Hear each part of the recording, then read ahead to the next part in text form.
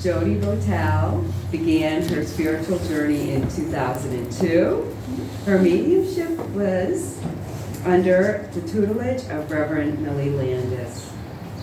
She has also volunteered on the board at Fraternal Spiritualist Church of Directors, worked with healing and with teaching. She also has worked with Federal Aviation Administration for 29 years, excuse me. Jodi currently works in equal employment opportunity, discrimination complaints, and also performs collateral duties as a conflict coach and mediator. Jodi has been married for 32 years. She has 2 daughters, 20 and 25, a cat, and a husky. She currently is working with Spencer on Tuesday evenings at Project Angel at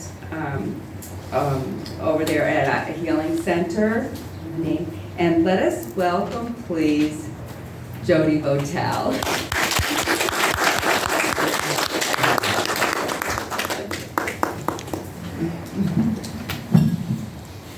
It's an honor and a privilege to be here. I just want to say, can you feel the love in this room? Yes. You can really, the Christ energy in this place, you can really feel it. It's a privilege to be here, truly. Thank you. Thank you for welcoming me. Mm-hmm. Welcome. Okay, so in spiritualism, sometimes we talk about reincarnation. Yeah. And some people go and find out what their past lives were. Like, I don't know how many people have been Cleopatra. I was Cleopatra. No, I was Cleopatra. So, the idea of past lives, that's been occurring to me, and I've been thinking a lot about it because I do feel like a time traveler. I really can sense past lives. I feel like I've done things before, I've lived lives before, I've learned other things before, a lot of times. A lot of times. And it's also not necessarily important right now. I mean, I've heard the thought about if you'll know your past lives if it matters to this lifetime. If what happened in your past life is something that you would learn from in this lifetime. So there's that. But also, I have a question. How many lives have you already lived in this lifetime?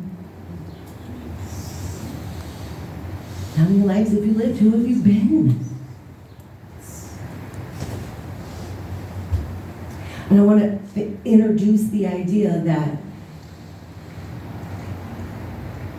there's so much to learn just in the lifetimes that you've lived here without even getting into past lifetimes.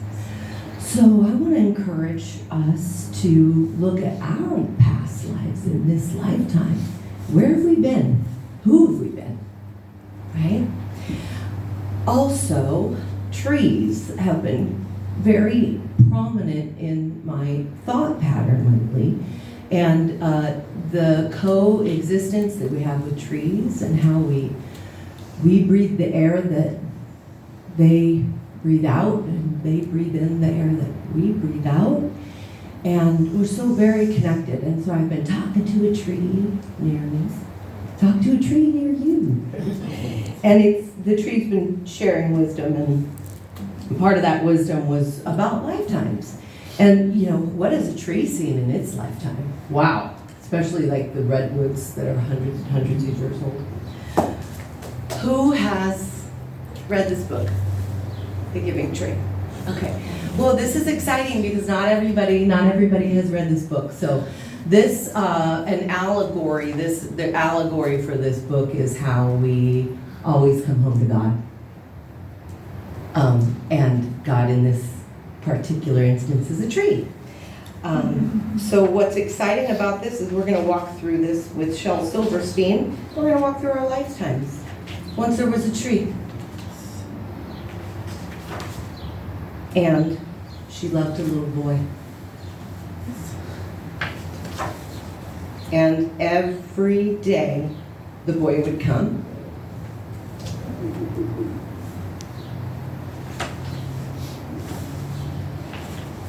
And he would gather her leaves. There's a lot about the little boy in this one. Where were you? What kid were you? Did you have a tree?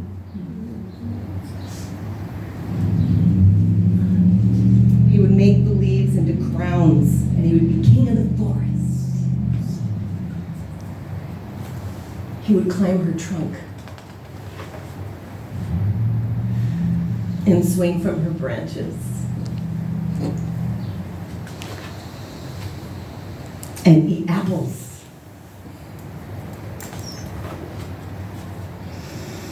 And they would play hide and seek.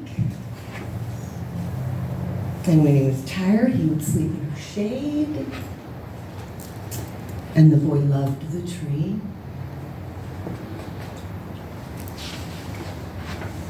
Very much. And the tree was happy.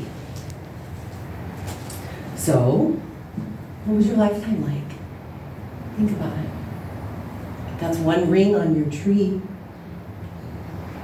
Made you who you are. You had a lot of dreams. Thought about stuff. You might have even seen spirit because you're so close to the veil. And you're not, the world didn't tell you not to believe it yet either. What kinds of things did you believe in? And what was that lifetime like?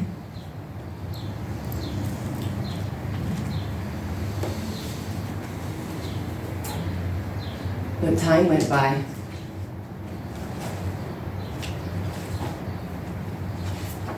You see, he carved me and tree, me and T. He carved it into the tree. And the boy grew older. Now there's 2 sets of feet under that, and now he's carved some other heart in it. He's growing up. You know? Okay, so now move into the next phase. And you know, lifetimes are all different. You know what's interesting about God and the gift of being a kid, before we move into the next phase, is God's gift to kids is you don't know any different than what you have. So you could be in any circumstance and you only know what you know. So you don't know any different. You don't know whether you have a bad or whether you have a good. You might have a sense, you know. But we haven't seen the world. We haven't really met other people yet. We haven't started making comparisons yet of, hey, wait a minute. You know, that was what your upbringing was like. Mine wasn't like that. So that gift of God of letting you be the kid and kind of letting you not know different yet, okay? Because sometimes when we have a hard life, it's nice to, ignorance is bliss in that sense, you know? Because then we grow up and we start to compare with, oh, wow, it wasn't like that for you. Oh, okay. So the boy grew older. And the tree was often alone. Okay, so also let's get back to the God allegory here, right? I mean, you're a kid, you're in that energy without even trying, you're on that side of the veil. You're connected, you're plugged in. You're probably more authentically you than you will be for a long time to come. So you're super plugged in and you're holding God's finger, you don't even know it. And then we become teenagers. And there's the push and pull, and we need to be independent, and sometimes that includes being independent from the very thing that feeds our soul and connects us. Sometimes we walk away from God. Sometimes we go do other stuff, you know. I mean, I didn't go to church, right? But, I mean, I was doing other stuff, just like this guy here. Tree was alone. And then one day the boy came to the tree, and the tree said, "Oh, come and climb my branches and swing from them and eat my apples and be happy." And he said, "I'm too big to climb your branches now. I need to buy things and I need money. Can you give me money?" And the tree says, "I'm sorry, I don't have any money. I only have leaves and apples." "Take my apples. Take them to town and sell my apples, and then you'll have some money." I guess the boy could climb the tree. He picked all the apples, he took them to town, sold them, got some money. And so we're kind of going back to that well, kind of going back a little bit, you know. We're still having to do all these earthly things, though, you know, the things that take us away from being as close as we could to God sometimes. And the boy stayed away for a long time, and the tree was sad. And then one day the boy came back, and the tree shook with joy and said, "Come, boy, climb up my trunk, swing from branches, and be happy." And he said, "I'm too busy to climb trees. I want a house to keep me warm. I want a wife, and I want children. Can you give me a house?" I don't have a house," the tree said. "The forest is my house, but you can cut off my branches and build a house, and then you'll be happy." And the boy cut off her branches and carried them away and built his house. God wants to give us everything, you know. There's the abundance. Ooh, we found the abundance for the tree, and then we're like, "Okay, I'm gonna go do my tree." And oh yeah, the abundance. Am I staying plugged in? Am I staying plugged in? And how about these lifetimes, right? So now I'm a teenager. I'm getting independent. I'm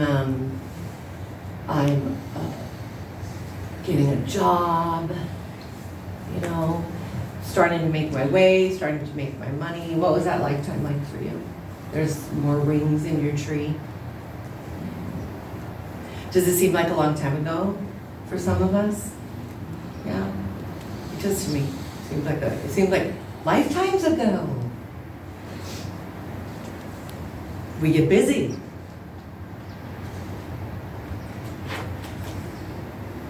So the tree was happy. And the boy stayed away for a long time. When we came back, the tree was so happy he could hardly speak. "Come, boy, come and play." "I'm too old and sad to play," said the boy. "I want a boat that will take me away from here. Can you give me a boat?" And the tree said, "Cut down my trunk and make a boat. And then you can sail away and then you'll be happy." So even like, here's God saying, "Okay, fine, sail away from me. You know, here's a boat for you. Are you gonna be happy?" You know? And then here's another lifetime on the boat, right?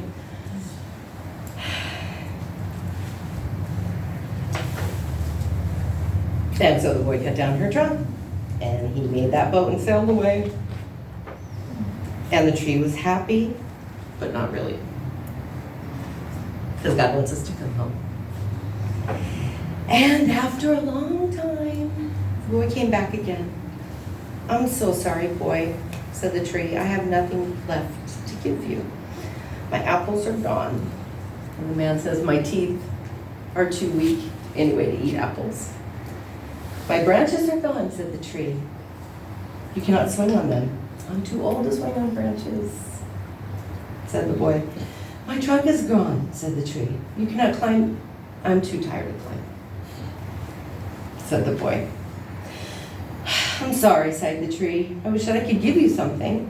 I have nothing left. I'm just an old stump. I'm sorry." "I don't need very much," said the boy. "Just a quiet place to sit and rest. I'm very tired." "Well," said the tree, straightening up as much as she could. "Well, an old stump is good for sitting and resting. Come, boy, sit down and rest." And the boy did. And the tree was happy. The end. So, didn't know if I was gonna cry, but I guess I did. So, look at that tree got cut down, and then there's the rings of the tree. Right? So, you've lived so many lifetimes already. What do you have to learn? Who have you been? Who do you want to be? Who do you have yet to be? What changes are coming for you? What more lifetimes are coming? It's exciting. And if we are holding God's finger or sitting on God's stump or cutting down God's branches and making a house, or eating the apples off God's tree, however we're nourishing ourselves from that tree of God, that tree of life, the closer we can swing on those branches, the tree will be happy, we'll be happy. So maybe before we start looking at other lifetimes for our lessons, maybe let's look at this one. And what kinds of things have we learned? And then are there any lessons that keep repeating themselves? Is there any ride that you keep getting on? And you're like, keep getting on this ride. And you have this lifetime to keep practicing with whether or not you want to be on that ride. So this is the lifetime, this is now. This is the one that matters.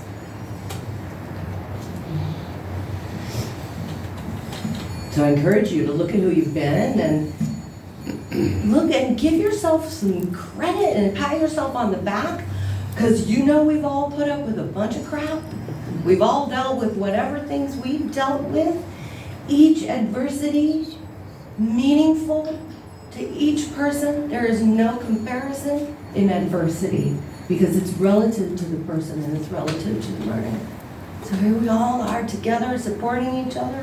What a wonderful place to gather and support each other in living this lifetime and appreciating who we are now and becoming who we want to be, holding God's finger and staying close and sitting in this beautiful energy and hearing the beautiful talks that the ministers have to give on Sundays and sometimes inviting people like me.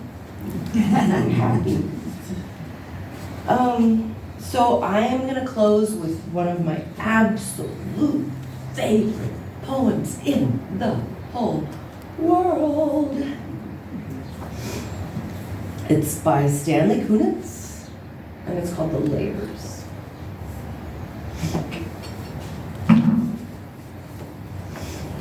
I have walked through many lives, some of them my own, and I am not who I was, though some principle of being abides, from which I struggle not to stray. When I look behind, as I am compelled to look, before I can gather strength to proceed on my journey,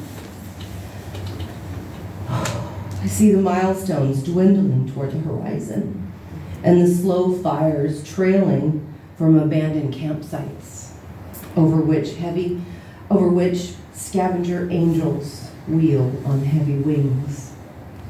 Oh, I have made myself a tribe, and my tribe, I've made myself a tribe out of my true affections, and my tribe is scattered. How shall the heart be reconciled to its feast of losses? In a rising wind, the manic dust of my friends, those who fell along the way, bitterly stings my face. Yet I turn, exulting somewhat, with my will intact to go wherever I need to go. And every stone on the road precious to me. In my darkest night, when the moon was covered and I roamed through wreckage, a nimbus clouded voice directed me. Live in the layers, not in the litter. Though I lack the art to decipher it, no doubt the next chapter in my book of transformations is already written. I am not done with my changes. Thank you so much for this time.